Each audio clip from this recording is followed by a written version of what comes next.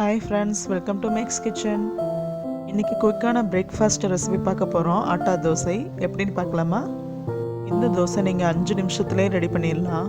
இந்த கலர்ஃபுல்லான தோசைக்கு என்ன தேவையான பொருள்னு பார்க்கலாம். 1 கப் கோதுமை மாவு எடுத்திருக்கேன். 1 கப் மைதா மாவு. ஸோ கோதுமையும் மைதாவும் மிக்ஸ் பண்ணதால் இது ஆட்டா தோசைன்னு சொல்கிறேன். இப்போ இதுக்கு தேவையான அளவு உப்பு சேர்த்துக்கலாம்.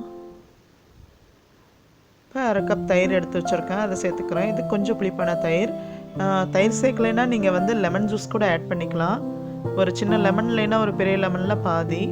இப்போ இதை நல்லா மிக்ஸ் பண்ணிவிட்டு இப்போ தண்ணி சேர்த்து தோசை மாவு பதத்துக்கு கலந்துக்கலாம். இப்போ இது கூட நான் சில்லி ஃப்ளேக்ஸ் கொஞ்சம், அப்புறம் மஞ்சள் பொடி, கொஞ்சம் பெப்பர் பவுடர் அதை ஆட் பண்ணிக்கிறேன்.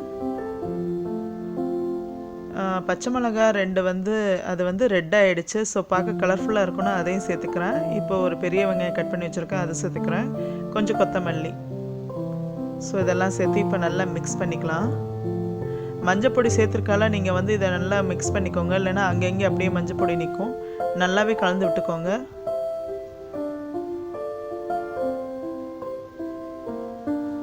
இப்போ மாவு நல்லா கலந்து வச்சாச்சு. இப்போ ஒரு பேனில் நான் கொஞ்சம் லைட்டாக எண்ணெய் ஊற்றி ஸ்ப்ரெட் பண்ணிக்கிறேன். இப்போ இதில் 2 கரண்டி தோசை மாவு ஊற்ற போகிறேன். சின்ன கரண்டியால் 2 கரண்டி ஊற்றிக்கிறேன். ரொம்பவும் பரப்பக்கூடாது, ரொம்ப தின்னாவும் திக்காவும் இருக்கக்கூடாது, மீடியமாக இருக்கணும் இந்த தோசை. இப்போ 1 ஸ்பூன் ஆயில் சைடில் ஊற்றிக்கலாம். ஒரு சைடு நல்லா வேகட்டும். இப்போ எங்கள் ஏரியாவில் லைட்டாக மழை ஸ்டார்ட் ஆகிருக்கு, அதுதான் உங்களுக்கு காமிக்கிறேன். பாருங்கள், எங்கள் வீட்டு பேக் சைடு பூரா வயல் தான்.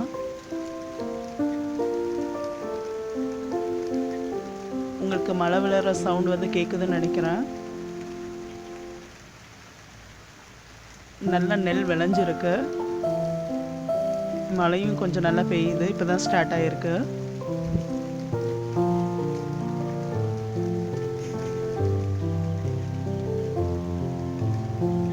நல்லா இருக்குல்ல?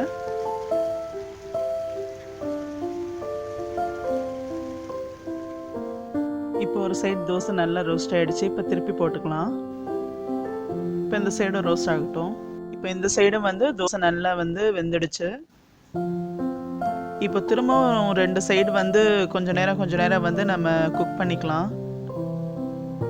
இன்னும் நல்லா ரோஸ்ட் ஆகட்டும்.